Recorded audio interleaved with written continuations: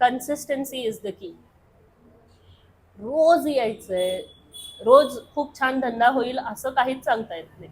कधीतरी पुढे होईल, कधीतरी मागं होईल, पण रोज यायचंय. ते इतके वाजता ते उघडायचंय, ते सगळे पदार्थ माझ्याकडे तेव्हा अवेलेबल पाहिजेत.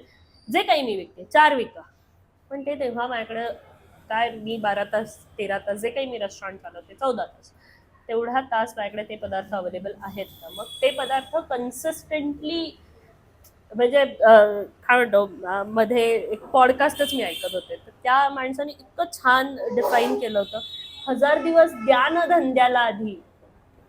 1000 दिवस इज इक्वल टू व्हॉट 3 वर्ष. हो राईट. 3 वर्ष जा ना, रोज जा, रोज सकाळी 7 वाजता उघड, ते 4 काय पदार्थ विकायचे जे काही असेल ते, मग देईल धंदा रिटर्न. जितक्या हळूहळू पुढे जाल ना, ते जे क्रॅश लँडिंग होणार नाही, क्रॅश लँडिंग होणार नाही. पोचायला वेळ लागेल पण क्रॅश लँडिंग होणार नाही. हा, खाली याल तर कमी वेगाने याल की परत तुमच्याकडे हातात तो वेळ राहील. हा, मी खाली येतोय का, ओके मला परत वर जायचंय. धाड करके क्रॅश लँडिंग होता है ना, वो नहीं होगा.